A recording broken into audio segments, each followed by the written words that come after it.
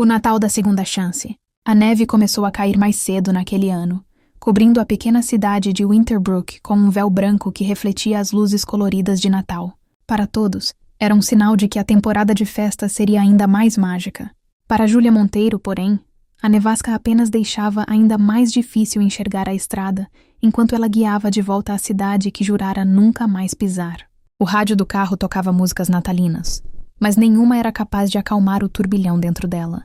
10 anos haviam passado desde que deixara Winterbrook para perseguir seus sonhos na capital. 10 anos desde que abandonara a padaria da avó.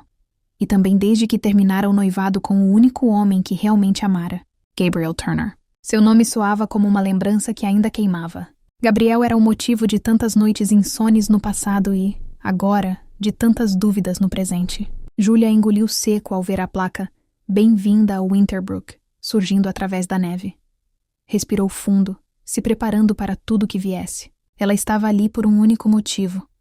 A avó Helena, que havia quebrado o tornozelo e agora precisava de alguém para cuidar da padaria até se recuperar.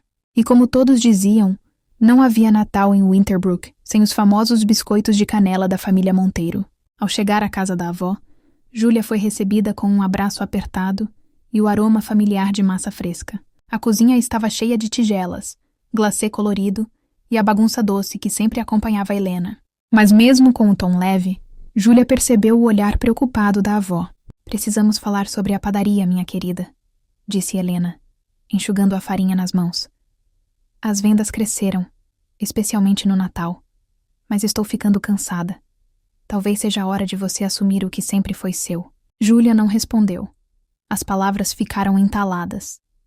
Ela não sabia mais se aquela vida era compatível com quem havia se tornado. No dia seguinte, Júlia acordou cedo e decidiu ir até a padaria. Precisava ver com os próprios olhos como ela estava. Ao chegar, encontrou a fachada iluminada com luzes vermelhas e douradas, como se a própria rua encenasse um postal natalino. O cheiro de pão recém-assado escapava pelas portas. Ela respirou, criou coragem e entrou. Foi quando ouviu uma voz masculina atrás dela. "Posso ajudar?" Júlia congelou. Ela conhecia aquela voz melhor que a própria. Virou-se lentamente, e lá estava ele, Gabriel. Os cabelos castanhos, um pouco mais curtos, a barba aparada, o olhar gentil de sempre. Mas havia algo novo também. Um cansaço suave, como se carregasse mais histórias, mais responsabilidades, mais vida.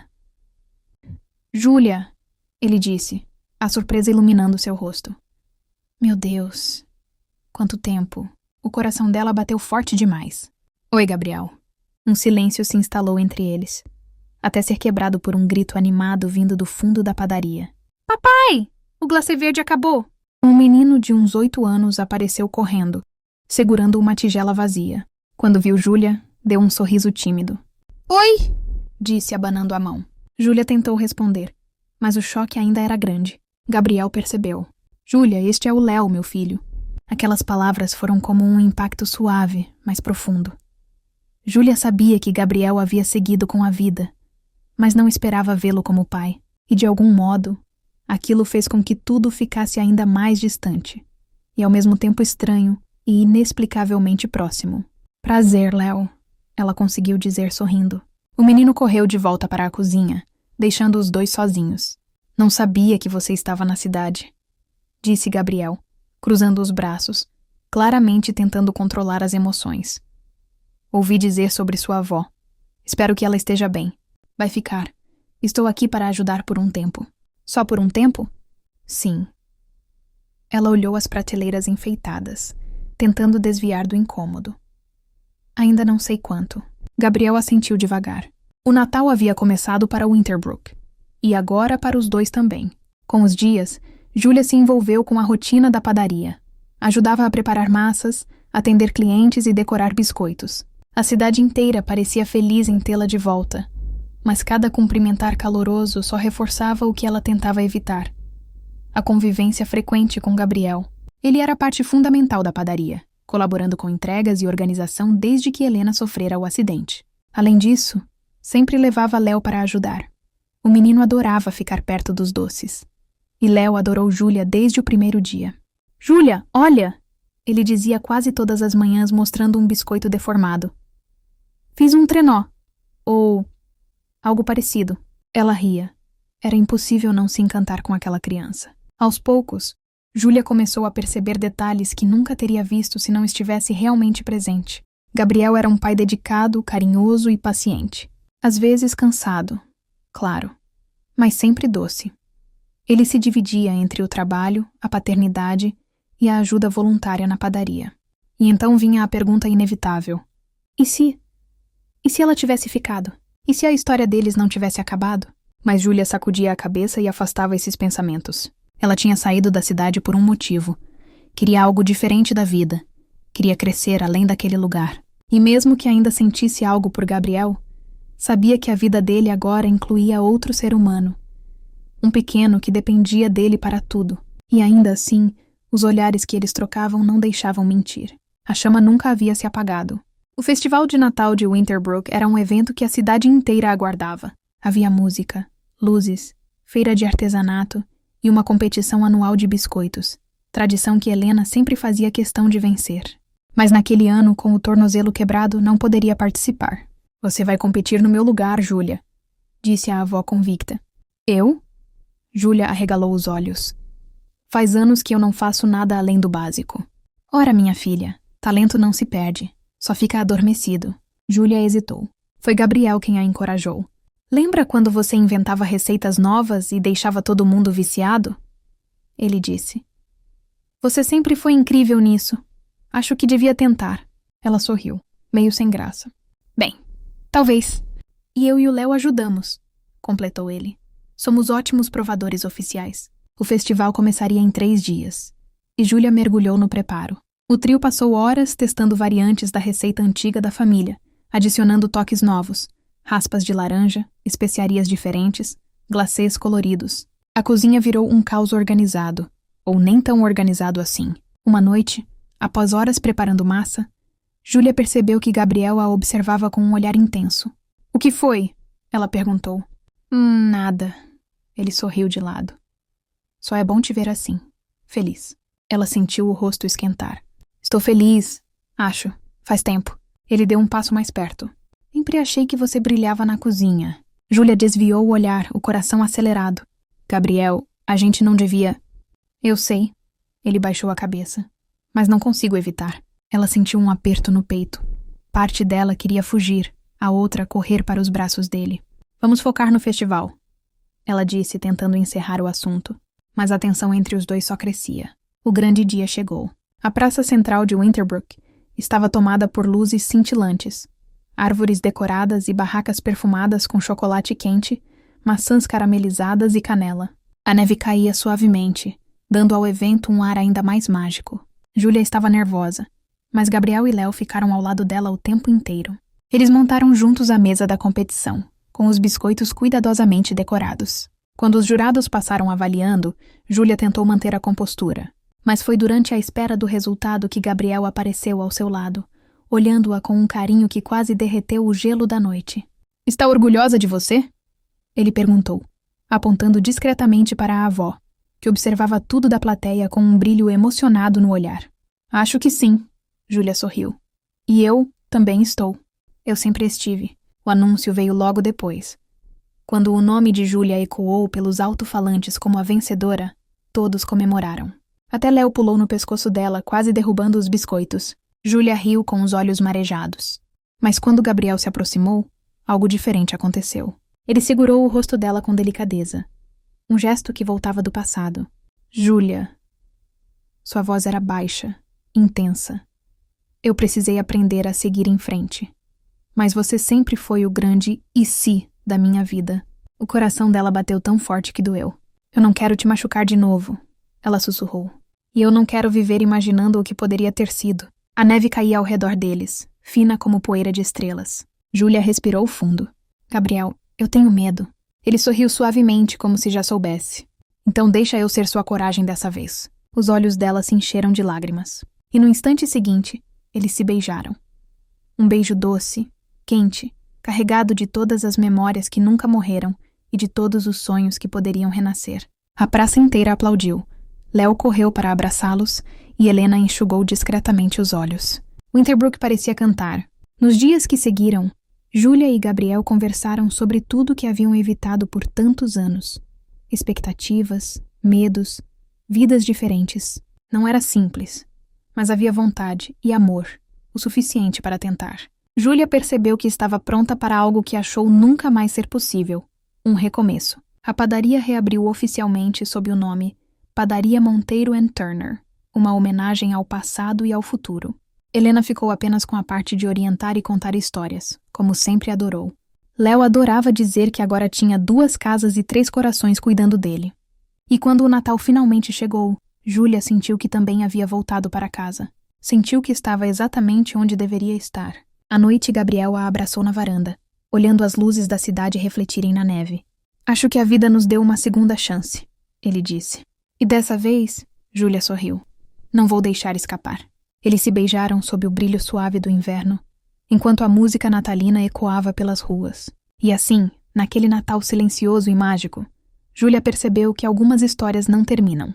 Algumas histórias apenas esperam o momento certo para começar de novo. Cartas para o Papai Noel. A neve caía desde o amanhecer, macia e constante, cobrindo as ruas de Winterville, com aquele silêncio acolhedor que só o inverno é capaz de trazer. As luzes de Natal piscavam em todas as casas, e o aroma de chocolate quente se espalhava pelas padarias. Era a época favorita de quase todo mundo, menos de Ethan Hale. Era irônico, sendo ele o bombeiro mais querido da cidade, conhecido por salvar pessoas, por ajudar no evento anual da árvore de Natal, por distribuir brinquedos com sua equipe. Mas desde a morte dos pais, quando ele tinha apenas 10 anos, o Natal deixara uma sombra em seu coração. Não era que ele odiasse a data, apenas não sabia mais o que sentir, como se faltasse algo, ou alguém. Na manhã em que tudo começou, Ethan estava organizando o depósito da estação de bombeiros. Caixas antigas, enfeitadas com poeira e memórias esquecidas, estavam sendo separadas para a doação. Foi quando ele encontrou uma caixa vermelha, desgastada, com pequenas estrelas douradas desbotadas. Era leve, antiga, e tinha algo de intrigante. Na tampa lia-se, em letra infantil, "Para o Papai Noel, não abrir, por favor." Ethan hesitou. Não era o tipo de coisa que se vê todo dia.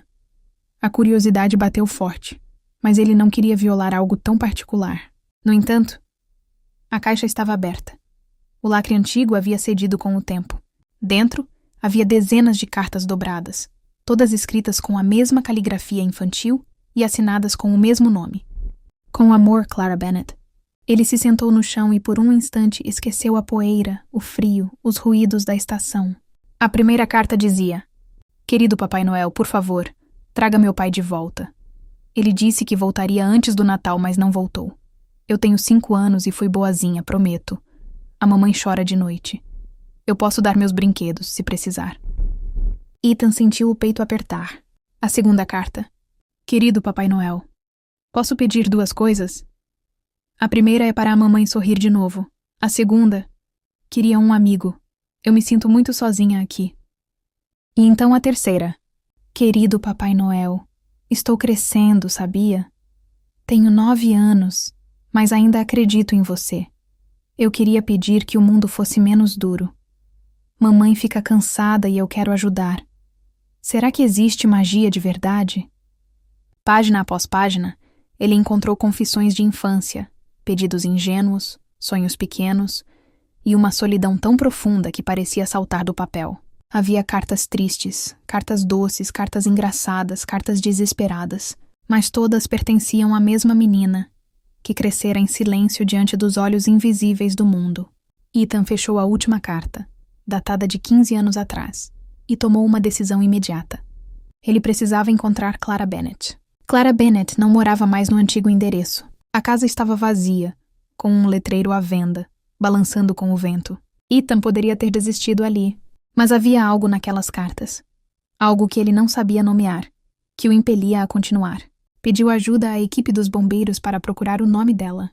Pesquisou nas redes. Visitou a biblioteca, onde conhecia a bibliotecária desde criança, até que encontrou o registro. Clara trabalhava na oficina de restauração do Museu Histórico de Winterville. O destino parecia ter sussurrado um caminho. O museu era silencioso como uma igreja, com vitrais coloridos e cheiro de madeira antiga. Ethan caminhou pelo corredor principal, segurando a caixa com as cartas. O coração batia mais rápido que o normal, e ele não sabia por quê. No fundo da sala de restaurações, inclinada sobre uma mesa iluminada por uma lâmpada amarela, estava ela, Clara, os cabelos castanhos presos de maneira desleixada, como quem se esquece do próprio reflexo para focar em seu trabalho. Uma blusa azul clara com pequenas manchas de tinta branca. Mãos delicadas segurando um pincel fino.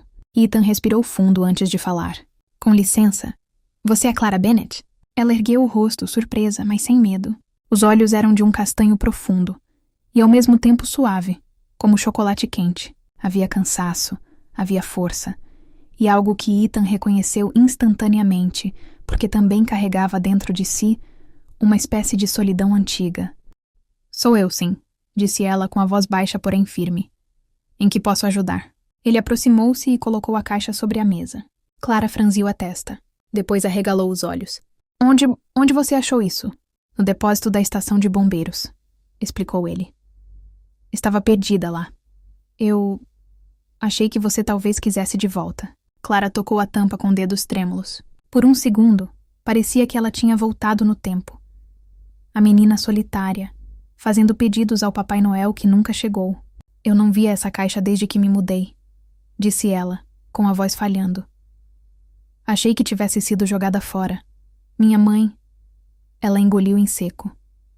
Bem, ela não gostava de lembrar daquela época. Ethan respirou fundo. Posso perguntar algo? Sim. Por que você escrevia tantas cartas? Porque... Clara sorriu de forma triste.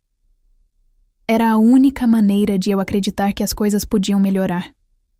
Mesmo que ninguém respondesse. Os olhos de Ethan se encontraram com os dela, e o mundo pareceu fazer silêncio. Ali, naquela troca simples, havia algo maior que coincidência. Algo que fazia sentido demais. Eu respondi. Ethan disse lentamente. Mesmo sem ser o Papai Noel. De certa forma eu li tudo. E... senti como se você estivesse escrevendo para mim. Clara riu nervosamente, uma risada curta. Você não sabe o que está dizendo. Sei sim. Ele deu um passo à frente. Eu também escrevia cartas. Para quem não podia responder. Clara piscou surpresa. Seus pais... Ethan assentiu. E naquele instante ela entendeu. 2 corações marcados pelo inverno. 2 adultos que foram crianças solitárias. 2 destinos que talvez sempre estivessem destinados a se cruzar. Os dias seguintes foram uma mistura doce de encontros inesperados. Clara convidou Ethan para ajudá-la a restaurar uma peça natalina antiga. Uma pequena trenó de madeira do século XIX. Ele, por sua vez, mostrou-lhe a estação dos bombeiros. Apresentou-lhe seus colegas, contou-lhe pequenas histórias engraçadas da cidade. Eles riam demais. Ethan percebia que havia luz em Clara. Uma luz contida, tímida, mas real. E que ele queria estar perto dela. Clara, por sua vez, sentia-se tão confortável com ele quanto não se lembrava de ter sido com alguém nos últimos anos. A conexão era inevitável. Era tranquila, era forte, era natural. Uma tarde, enquanto caminhavam pela praça principal para ver a montagem da árvore de Natal, Clara segurou o braço dele sem pensar. Foi automático. Ethan olhou para a mão dela. Clara percebeu. E ficou vermelha. Desculpa, ela disse rapidamente, retirando a mão. Foi o reflexo, eu... Gostei, respondeu Ethan, simples assim. E Clara sorriu. Não o sorriso tímido de antes, mas um sorriso que iluminou todo o rosto. O Natal estava chegando. A cidade inteira parecia ter entrado em modo festivo. As crianças corriam com gorros vermelhos. As vitrines exibiam bonecos e guirlandas. As luzes serpenteavam entre postes e janelas. Mas havia um plano silencioso crescendo no coração de Ethan. Algo que ele precisava fazer por Clara. Ele pegou todas as cartas. Sim, todas. E passou noites inteiras lendo, organizando, sorrindo, chorando, sentindo. E então escreveu uma última carta, com sua caligrafia, mas assinada de maneira especial. Na véspera do grande evento da cidade, quando a árvore seria acesa, Ethan chamou Clara para um passeio. A praça estava cheia, mas ele a conduziu até a parte mais alta, onde a neve caía mais tranquilamente. Tenho algo para te dar, ele disse com o coração acelerado. Clara franziu a testa, curiosa. Ethan entregou-lhe um envelope branco. Ela abriu e leu. Querida Clara, eu recebi todas as suas cartas, mesmo que você achasse que ninguém as ouviria. Eu não posso trazer seu pai de volta, nem apagar o que te fez chorar. Mas posso, se você deixar, ser aquele amigo que você pediu, o que te acompanha, o que te ampara, o que te escolhe todos os dias. Com amor. E Clara suspirou, lacrimejou. E então percebeu a assinatura. I. O mesmo que ela usava quando criança, escrevendo para Papai Noel. As mãos dela tremeram. Ethan, você... Ela mal conseguia falar. Eu não posso ser Papai Noel, ele disse, sorrindo de canto. Mas posso tentar te dar razões para acreditar em magia de novo. Clara não pensou. Apenas jogou-se em seus braços, como se sua alma soubesse exatamente onde pertencia. Ethan a segurou com força, com carinho, com tudo que tinha guardado por anos. Quando eles se beijaram, as luzes da árvore se acenderam atrás deles, iluminando a praça, espalhando uma aura dourada pela cidade inteira. E naquele instante, não havia inverno, nem dor, nem passado. Só o agora, o calor, o amor nascendo com a delicadeza de um floco de neve. Nos meses seguintes, as cartas de Clara ganharam um novo destino. A caixa vermelha virou um símbolo do início de tudo. Eles aguardaram na casa que passaram a dividir, junto da primeira carta que Ethan escreveu para ela. E toda véspera de Natal, Ethan deixava uma nova carta dentro da caixa, assinada sempre da mesma forma. Com amor e... Clara respondia no dia seguinte. Obrigada por atender aos meus pedidos, mesmo antes de eu saber que era você. E assim, nos invernos que vieram, o amor que começou com cartas nunca respondidas se transformou em algo maior. Em lar. Em destino. Em magia. A magia que ambos buscavam desde a infância. Porque às vezes o Papai Noel não responde com brinquedos. Responde com pessoas. Com encontros. Com milagres silenciosos. E Ethan e Clara eram a prova viva disso. Luzes sobre o lago congelado. O trem rangeu ao parar diante da pequena estação de madeira de Winterham, uma vila tão ao norte que parecia suspensa entre o céu e a neve. Clara Monteiro, fotógrafa premiada de paisagens, apertou sua mochila contra o peito, enquanto uma lufada de ar gelado escapava para dentro do vagão. O vento tinha cheiro de pinho, gelo e algo indescritível, como se carregasse histórias antigas. Ela desceu e viu a vila.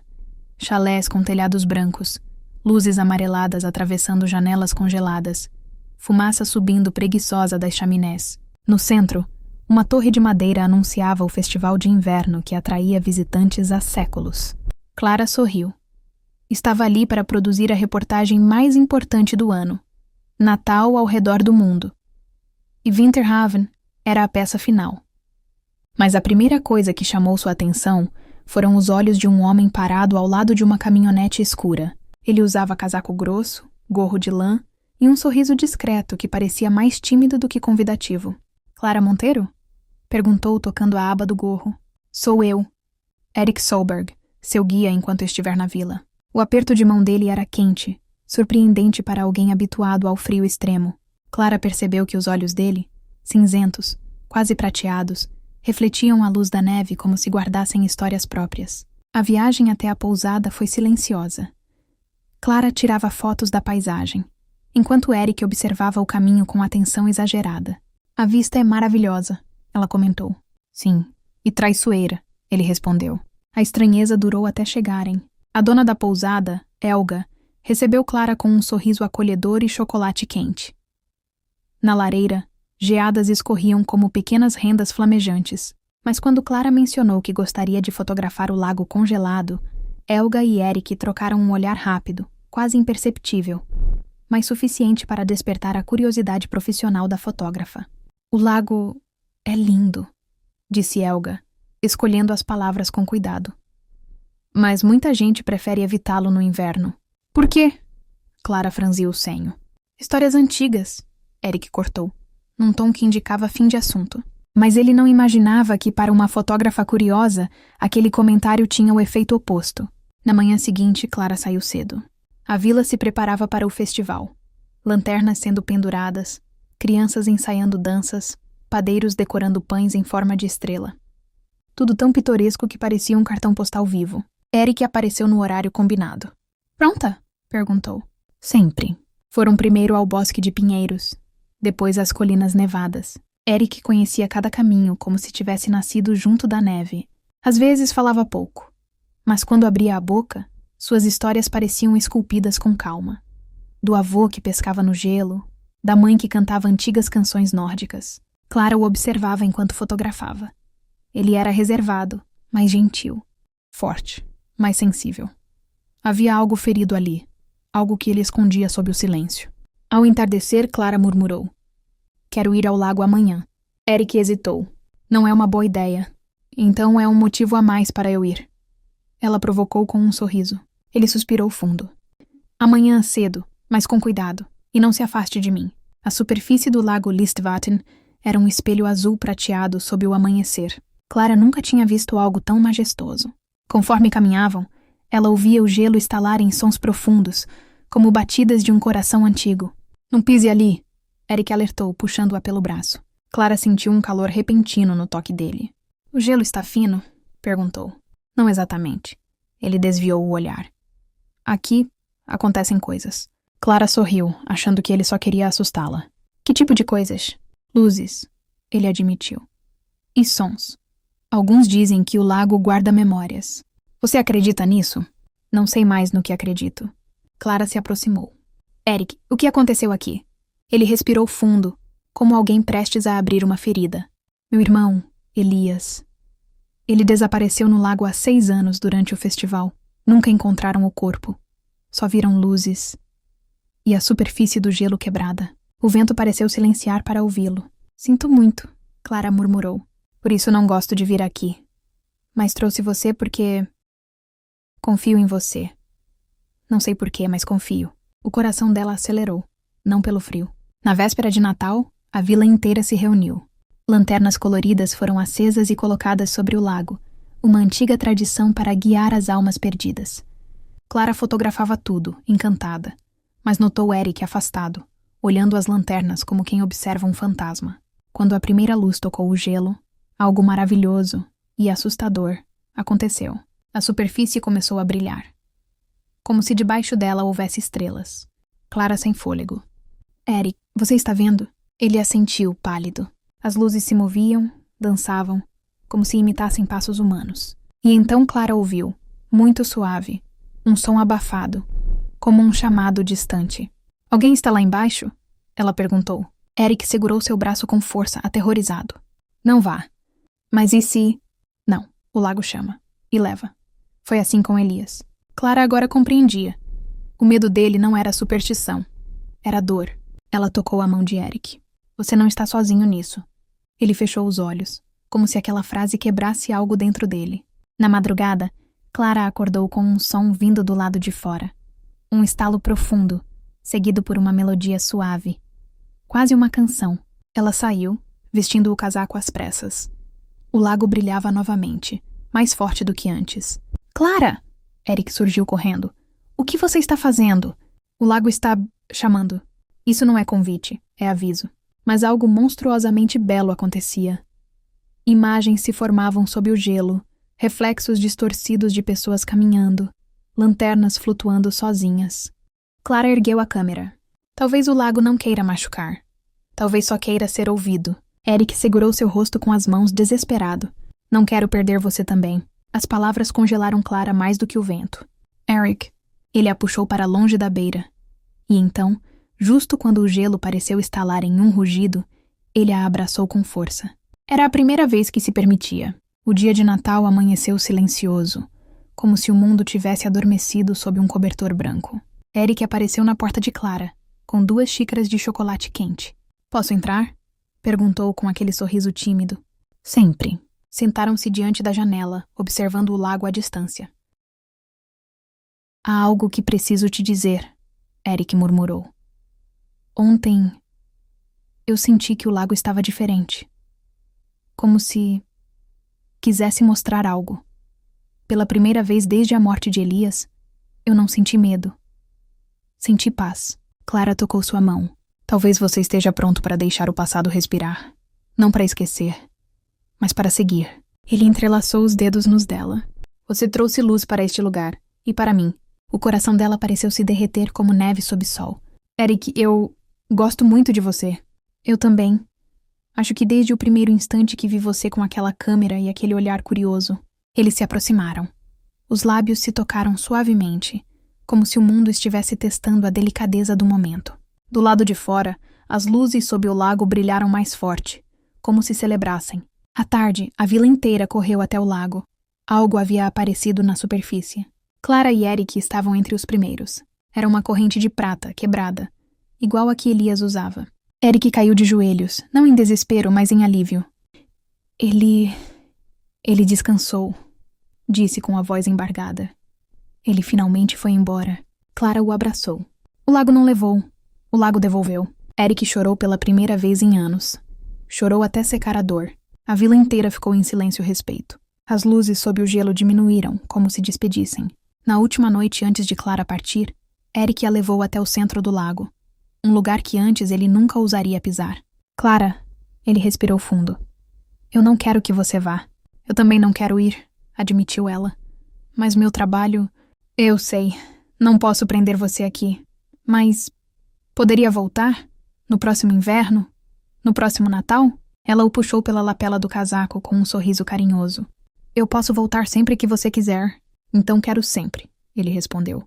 Beijaram-se sob a aurora boreal que surgiu como presente tardio do céu. A luz verde e dourada refletia no gelo, criando um espetáculo que nenhuma câmera conseguiria capturar, mas o coração conseguiria guardar. Quando se afastaram, Eric segurou as mãos dela. O lago guarda memórias. Agora, guarda a nossa também. Clara sorriu, sentindo que aquela vila isolada se tornara o epicentro de sua vida. Porque algumas luzes só se acendem quando a neve cai. E alguns amores só nascem quando o inverno é profundo o suficiente para revelar o que o coração esconde. E naquele Natal, 2 corações encontraram calor no lugar mais frio do mundo. A estrela que caiu do céu. A neve caía fina, silenciosa, quase tímida, como se pedisse permissão para pousar sobre a imensidão branca que cobria a montanha de Elders. Era a noite da chuva de estrelas, um fenômeno que só acontecia ali a cada 23 anos.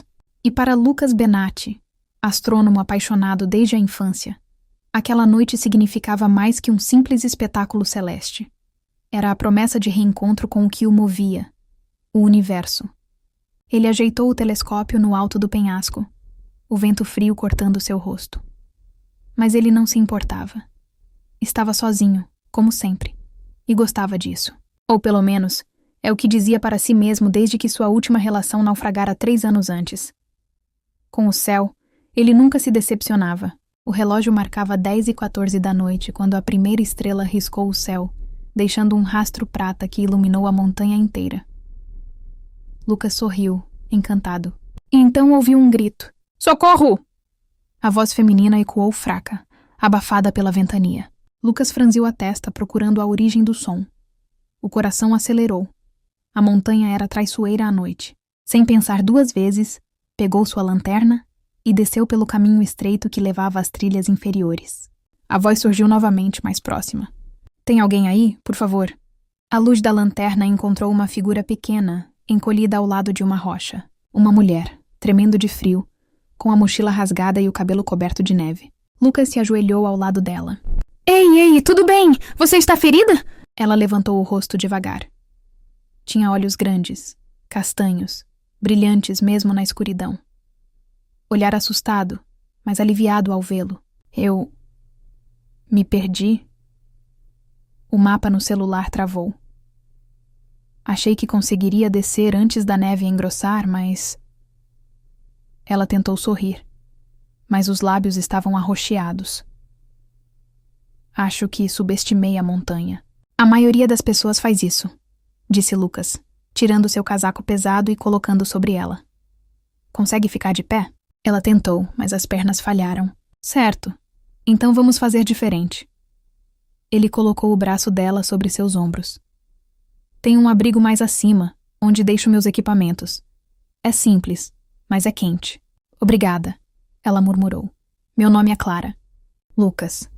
Aguenta firme, Clara. Não vou te deixar aqui.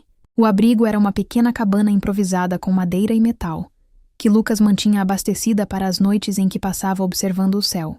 Ele acendeu a lareira e estendeu algumas mantas no chão. Clara sentou-se próximo ao fogo, ainda tremendo. Lucas preparou chocolate quente, o único conforto que carregava consigo. Toma! disse ele entregando a caneca. Devagar para não queimar a língua. Clara bebeu o primeiro gole como se estivesse provando o néctar dos deuses. Meu Deus, isso está perfeito.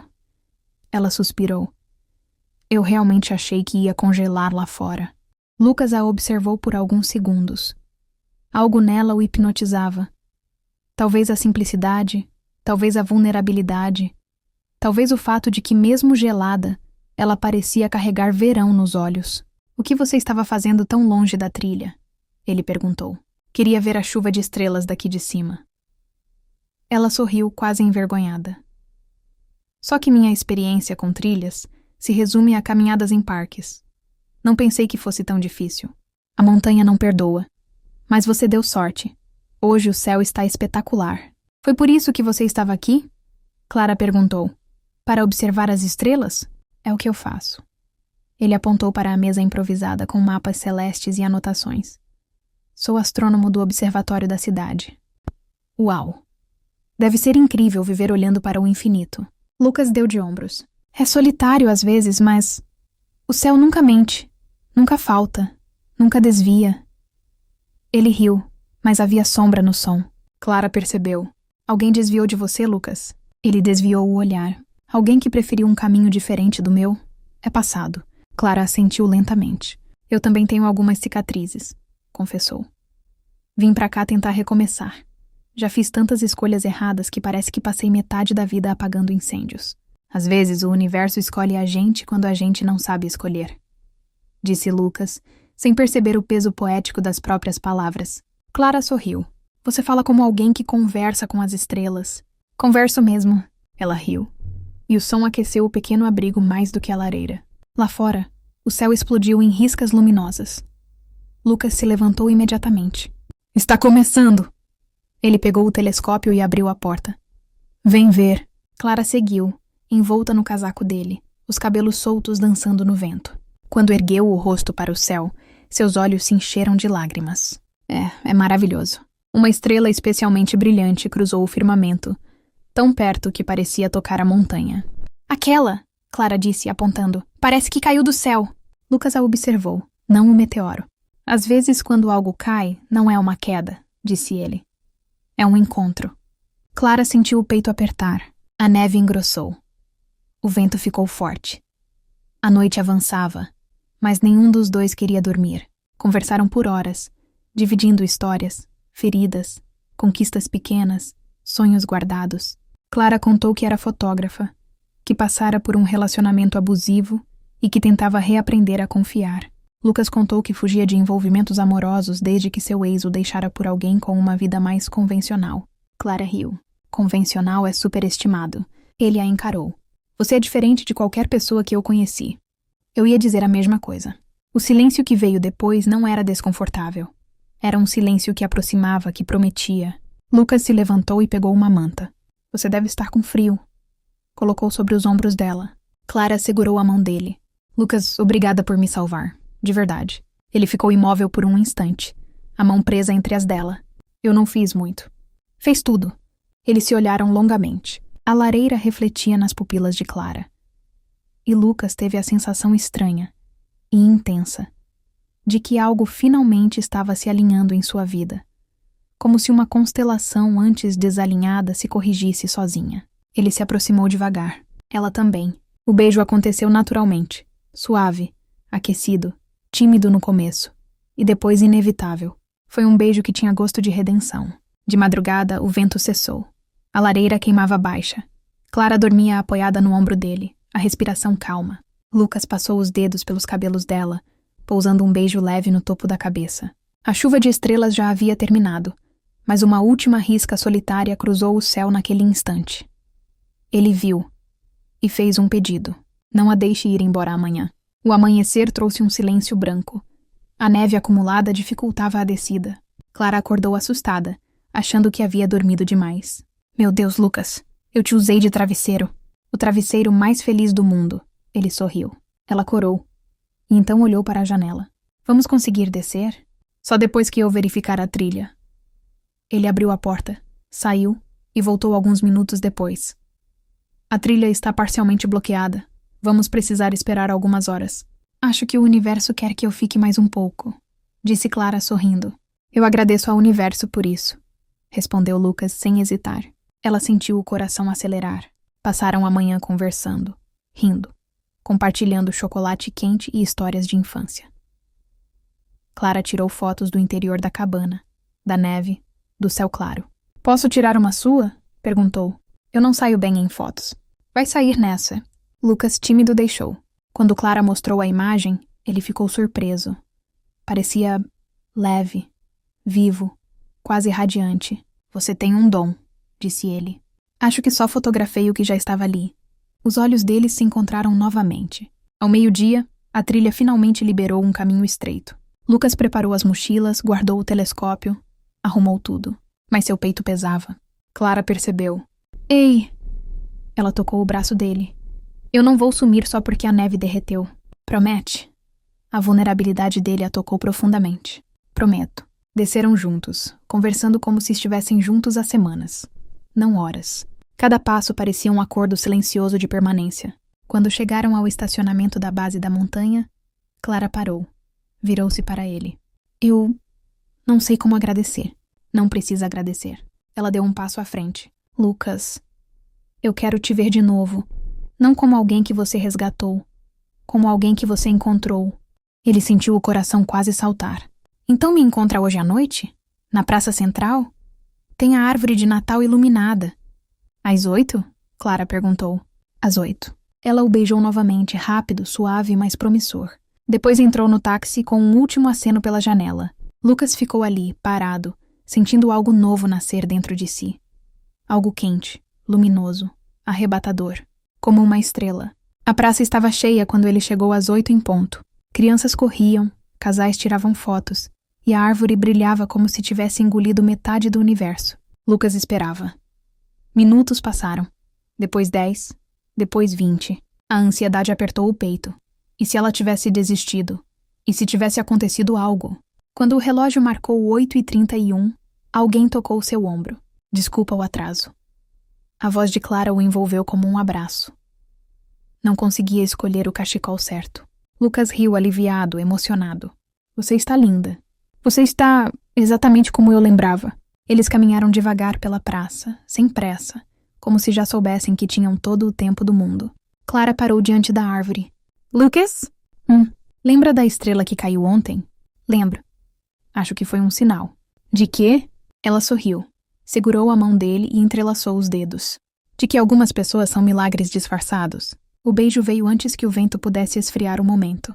E naquele instante, com luzes coloridas refletindo nos olhos de ambos, Lucas teve certeza absoluta. A estrela que caiu do céu não estava no firmamento. Estava ali, bem diante dele, sorrindo. E ele não deixaria escapar. Nunca mais. O enfeite quebrado.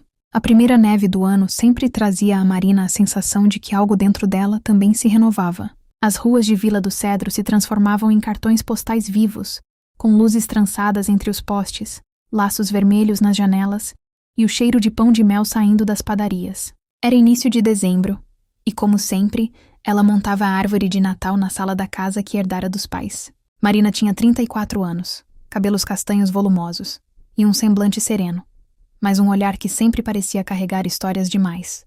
O Natal costumava ser sua época favorita, até 3 anos atrás, quando perdera a mãe. Foi ela quem lhe ensinara a magia de pequenos detalhes, laços, luzes, enfeites, gestos. E havia um enfeite em especial, um pequeno globo de vidro soprado à mão, que guardava dentro a miniatura de uma casinha de madeira e uma árvore nevada. Era o favorito da família desde que Marina era criança. Naquele ano, o globo escorregou de seus dedos. O impacto com o chão fez um som seco, acompanhado de um estilhaço quase imperceptível, um corte fino na diagonal. Não se despedaçou por completo, mas a rachadura atravessou o vidro como um raio congelado. Marina congelou junto. Não, por favor, sussurrou, ajoelhando-se para recolher o enfeite ferido. Era como se tivesse quebrado um pedaço de sua história. Por longos minutos ficou ali, sentada no chão, segurando o globo partido como quem segura um coração frágil. Depois respirou fundo. Talvez houvesse como consertá-lo. Ela lembrava de um antiquário não muito longe dali, famoso por recuperar peças impossíveis. Foi assim que, em uma manhã de neve leve, Caminhou até Antiguidades Rinaldi. A fachada era branca, com janelas de madeira escurecidas pelo tempo. Um sino discreto tilintou quando Marina empurrou a porta. O aroma de madeira antiga, tinta e chá de canela tomou o ar. Nas prateleiras havia relógios, pratarias, bonecas de porcelana, quadros de família e pequenos tesouros que o tempo parecia ter abandonado ali para serem resgatados. Atrás de um balcão de madeira clara, um homem curvado sobre uma lupa trabalhava minuciosamente em algo tão pequeno que Marina nem conseguiu distinguir. Ele levantou o rosto devagar, e naquele momento Marina sentiu o ar mudar. Ele tinha cerca de 36 anos. Pele clara, cabelos pretos presos meio desordenados e olhos de um verde profundo, que pareciam refletir histórias guardadas sob camadas de silêncio. Não era apenas bonito, era delicado. Havia uma tristeza antiga em seu olhar, mas também uma luz suave, como um lampião flamejando na neve. "Posso ajudar?" Ele perguntou com uma voz baixa e acolhedora. Marina aproximou-se tirando o globo embrulhado em um pano. Eu espero que sim. Sei que é difícil, mas esse enfeite é muito especial para mim. E está..." Ela abriu o pano devagar. Quebrado. O homem observou o objeto com respeito, quase reverência. Um globo de vidro soprado. Trabalho antigo. Muito bem feito. Ele passou o dedo ao longo da rachadura. "Dói mais na gente do que na peça, quando algo assim acontece, não é?" Marina engoliu seco. "Dói, sim." Ele levantou os olhos para ela. Não perguntou por quê. Apenas entendeu. E isso foi suficiente para Marina sentir uma estranha confiança nascer ali. "Meu nome é Lorenzo", disse ele. "Sou restaurador. Posso tentar salvá-lo." "Eu sou Marina e... obrigada. De verdade." Lorenzo sorriu. Um sorriso pequeno, como o de quem não está acostumado a sorrir muito, mas quando o faz é real. "Isso aqui..." Ele ergueu o globo com cuidado. "É mais do que vidro para você. Vou fazer tudo o que puder." No dia seguinte, Marina voltou ao antiquário. Lorenzo tinha pedido que retornasse para que ele pudesse entender melhor a história do enfeite antes de decidir como restaurá-lo. "Algumas peças precisam de mais do que técnica, Marina. Precisam de contexto", explicou ele. "Objetos carregam memórias, e memórias têm peso." Ela contou tudo. A infância, o Natal com a mãe, a tradição de pendurar aquele globo por último, o cuidado que sempre tiveram com ele. Enquanto falava, percebeu Lorenzo observando não apenas as palavras, mas o que havia por trás delas. Ele também contou uma parte sua. Lorenzo tinha sido aprendiz do avô, um artesão italiano que viera para o Brasil ainda jovem. O avô criara a loja, ensinara o ofício, até que, 3 anos antes, falecera de forma repentina. Desde então, Lorenzo tocava o antiquário sozinho, mas nunca mais criara peças novas. Apenas restaurava. "Perdi a coragem", confessou ele, girando lentamente o globo entre os dedos. "Quando você perde alguém que lhe ensina a criar, às vezes sente que a criação morre junto. Restaurar é diferente. É como curar uma ferida. Criar é arriscar-se de novo." Marina ouviu em silêncio, sentindo uma ligação crescente entre os dois, como se ambos carregassem rachaduras invisíveis, semelhantes ao enfeite em suas mãos. "Talvez", ela disse, "restaurar também seja uma forma de criar. Você não devolve a peça ao que era antes exatamente. Ela volta com história." Lorenzo ficou imóvel por um instante, como se ninguém tivesse dito aquilo a ele antes. "Você fala como minha mãe falava", disse ele com um sorriso triste. Ela dizia que objetos quebrados também merecem amor. Marina aproximou-se mais do balcão. "Pessoas também." A troca de olhares durou segundos longos demais para serem apenas casuais. Os dias seguintes foram marcados por visitas ao antiquário. Marina inventava desculpas para passar lá. Perguntar como estava o processo, levar café, oferecer ajuda. Lorenzo, com sua gentileza reservada, parecia gostar da companhia. Ele mostrava partes da restauração. O tipo certo de cola para vidro, o calor preciso para unir as partes, a delicadeza para não destruir o interior do globo. Certa tarde, quando nevava forte, a luz caiu na cidade. A loja ficou apenas com a iluminação das velas e do luar atravessando as vidraças. "Acho que você vai ter que ficar aqui até a nevasca passar", disse Lorenzo. "As ruas estão escorregadias." Marina hesitou por um segundo, mas aceitou. Ele acendeu uma pequena lareira nos fundos da loja e preparou o chá de hortelã. Sentaram-se próximos ao fogo, enquanto o mundo lá fora parecia desaparecer sob camadas de branco. Faz tempo que não fico assim com alguém, disse Marina, sem pensar muito. Quietinha, só sentindo a calma do momento. Lorenzo a olhou com ternura.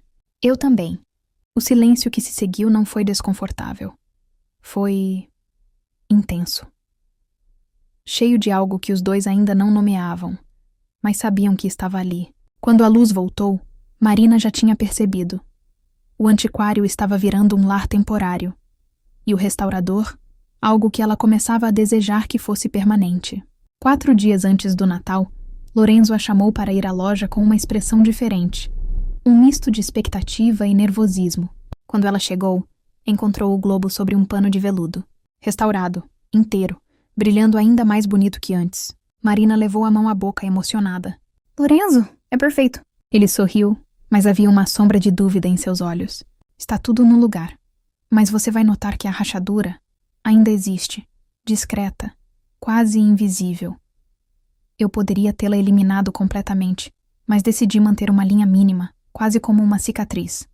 Achei que fosse importante. Marina tocou o contorno da linha. É importante. Minha mãe dizia que quando algo se quebra e depois se recupera, fica mais forte. E mais verdadeiro. Lorenzo respirou fundo. Marina, Ele hesitou. Há algo mais. Ele se virou, pegou uma pequena caixa e a entregou a ela. Isso não estava no acordo, brincou Marina corando. Eu sei, mas precisava fazer. Dentro da caixa havia um pequeno enfeite de cristal. Uma estrela delicada, com pequenas imperfeições encantadoras. Ele a fizera à mão. Você voltou a criar. Ela murmurou emocionada. Você me ajudou a lembrar como, respondeu ele. E eu queria que você tivesse algo feito por mim. Não para substituir o globo, mas para acompanhar. Marina sentiu as lágrimas virem. Não era sobre o enfeite. Era sobre o que aquilo significava. Ela levantou o rosto. Lorenzo, eu não quero que isso acabe quando o Natal acabar. Ele se aproximou, o olhar brilhando como o vidro sob luz. Também não quero. A neve caía lá fora, silenciosa e macia, quando Lorenzo a beijou. Um beijo lento, cuidadoso, como se temesse quebrá-la. Mas Marina não era de vidro. E finalmente entendeu isso. Na noite de Natal, Marina pendurou o globo restaurado na árvore. Ao lado dele, a estrela de cristal artesanal reluzia com a luz das velas. Lorenzo, ao seu lado, segurou sua mão. Ficou perfeito, disse ele. Marina encostou a cabeça em seu ombro. Ficou. E sabe do que mais? Do quê? Acho que nós também estamos nos restaurando. Lorenzo sorriu beijando sua testa. Às vezes, a vida quebra a gente para depois nos juntar de um jeito ainda mais bonito. Marina olhou para a árvore iluminada, para o globo que agora tinha uma cicatriz quase invisível, assim como o enfeite. Assim como nós, ele completou. E naquele pequeno salão iluminado pela árvore de Natal, Marina percebeu algo que não sentia há anos, a certeza de estar exatamente onde precisava estar. Não era apenas amor, era renascimento, era cura.